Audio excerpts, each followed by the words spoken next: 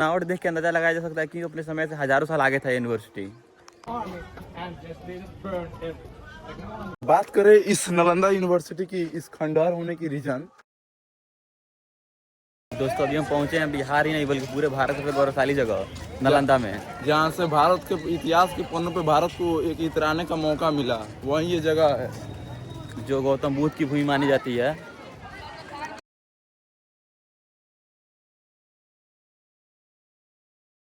नालंदा का अर्थ होता है the unstoppable flow of knowledge. Nalanda विश्वविद्यालय 5वीं शताब्दी में बनाई गई है और ये उस समय की सबसे बड़ी यूनिवर्सिटी मानी जाती थी पूरे दुनिया में। गुप्त काल के समय विश्वविद्यालय बना गया था ये। इस यूनिवर्सिटी को कुमार गुप्ता फर्स्ट ने बनवाया था, जो कि यहाँ के राजा थे।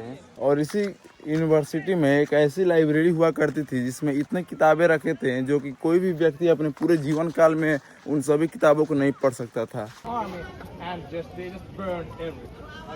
इस यूनिवर्सिटी में विदेश से भी लोग आते थे पढ़ने के लिए। चीन, जापान, बहुत से ऐसे देश से आते थे।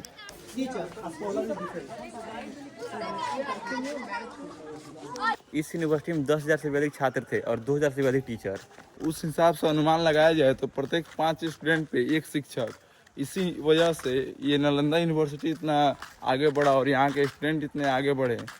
इस यूनिवर्सिटी में से कई सेक्शन थे और प्रत्येक सेक्शन में एक कुआं हुआ करता था और एक नाला हुआ करता था। बनावट देख के अंदाजा लगाया जा सकता है कि अपने समय से हजारों साल आगे था यूनिवर्सिटी। यूनिवर्सिटी आगे होने का ये रीजन कुआं। कितना यहाँ पे कोई नल की सुविधा नहीं है, क्योंकि ये अपने बहुत 1500 साल पहले ये बना था। तो इस नल की सुविधा थी ना कोई इलेक्ट्रिसिटी था। देखिए बिना इस सब के ये यूनिवर्सिटी कितना बड़ा है। हर ये सब हॉस्टल है और हर हॉस्टल का एक भाग है और ये अलग भाग है। देखिए वहाँ से चालू होता है और इधर बंद हो जाता है। ये एक अलग भाग है और ये देखिए नाली है ये सब। और इस टाइम का इंजीनियरिंग कितना आगे था एक बार देखिए आप।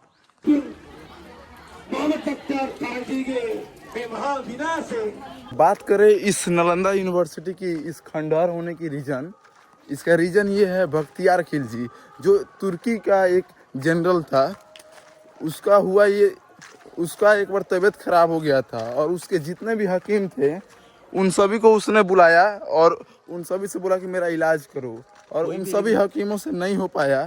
बख्तियार खिलजी से किसी ने कहा कि आप भारत जाइए, वहाँ आपका इलाज हो जाएगा। तो वो आता है भारत में, यहाँ के आचार्य जी से मिलता है।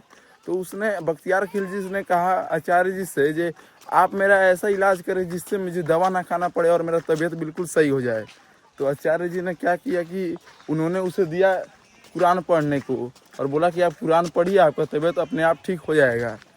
तो बख्तियार खिलजी ले गया कुरान अपने साथ और उसने लगातार उसे पढ़ता रहा। कुछ दिन बाद बख्तियार खिलजी का तबीयत बिल्कुल सही हो गया। फिर वो आया आचार्य जी के पास और उसने बोला कि मेरा तबीयत बिल्कुल सही हो गया, लेकिन आपने ये कैसे किया? मैंने तो कोई दवा नहीं खाया। तो आचार्य जी ने कहा मैंने कुरान पे ही दवा का लेप लगा दिया था और वो आप पढ़ रहे थे, उसी का सुगंध आपके नाक में जा रहा था, उसी वजह से आप स्वस्थ हो गए। बख्तियार खिलजी को बुरा लग जाता है कि इतना ज्ञान हमारे देश में क्यों नहीं है, हमारे हकीमों को उसके हकीमों के पास क्यों नहीं है, वो दूसरे देश, उसके विरोधी देश भारत में क्यों है। खिलजी ने अपने सेना के साथ मिलकर 1193 ईस्वी में इस पूरे नालंदा विश्वविद्यालय में आग लगा दिया था। और कहा जाता है इतनी बड़ी यहाँ पे लाइब्रेरी थी और यहाँ के इतने सारे किताब थे जो कि 3 महीने तक लगातार जलते रहे। यहाँ पे जानते तो नहीं? कुछ नहीं हम जानते हैं, हम लोग का अस्थायी रहता नहीं है बाबू। हमको टिकट फाड़ने का रहता है, तो बताओ हम टिकट के बारे में बता सकते हैं। कब से मतलब यहाँ रह रहे हैं? हो गया 8 महीना। यहाँ का लाइब्रेरी किधर है? लाइब्रेरी अभी तक मिला नहीं, तो कैसे बताऊँ? अच्छा, मतलब पूरा लाइब्रेरी जल गया है तो? अच्छा, मतलब यहाँ पे जो आग लगाया गया तो मेन मकसद लाइब्रेरी जलाना था। घर से तुम्हें काला काला दिख रहा है तो ये क्या है? सब जगह देखो, कहीं कहीं केमिकल डाल के उड़ाया गया है। पूरे यूनिवर्सिटी में आग लगाया था ना।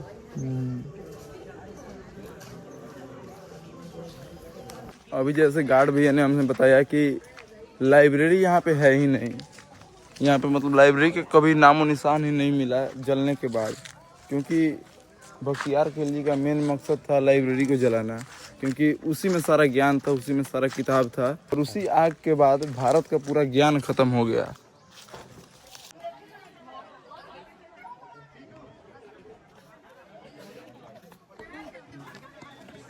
छोटे छोटे बच्चों को यहाँ के बारे में सभी बताया जा रहा है। मंदिर और समाधि जो मैंने बताया कि सारी मूर्तियां आपका म्यूजियम में हैं। जैसा अपने हॉस्टल का रूम देखें, एक लेने जैसा 11 ये हॉस्टल हो गया। इसकी प्रवेश परीक्षा इतनी कठिन थी, जैसे अभी यूपीएससी की परीक्षा होती है, आईआईटी की परीक्षा होती है, इसी प्रवेश परीक्षा थी। लगभग 10 में से 3-4 छात्र जा पाते थे। यूनिवर्सिटी हमने घूम लिया, अब जा रहे हैं म्यूजियम घूमने हम। देखिए इस कैंटीन में से हमने ये लिया है। अभी एनर्जी बहुत हम लोग का लॉस हो गया चलते चलते। बहुत धूप निकला है ना।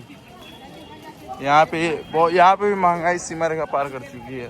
यूनिवर्सिटी के ठीक बगल में ही यहाँ का म्यूजियम है, तो चलिए अभी यहाँ पे चलते हैं। 1 घंटा बनाया गया है। तो इतना मजबूत है कि ये हिल ही नहीं रहा है। तिब्बत लैंग्वेज में लिखा गया है। अभी म्यूजियम बंद है क्योंकि आज शुक्रवार है, शुक्रवार को यहाँ का म्यूजियम बंद रहता है। अभी हम खाना खा के निकले हैं घर के लिए। जो भी हमको पता था हमने बताया, वीडियो में दिखाया है। हाँ, और ये म्यूजियम नहीं दिखा पाए क्योंकि ये बंद है। अभी हम चलते हैं। क्या हो रहा है, फ्लाईओवर ना होने की वजह से गौतम के यहाँ पार कर रहा है रास्ता। अगर जैसे ट्रेन आ जाए तो क्या होगा, कितना मुश्किल हो रहा है यहाँ पे। अभी बड़ा धरोहर है नालंदा यूनिवर्सिटी, बहुत बड़ा, हमारे बिहार का एक ऐतिहासिक स्थल है।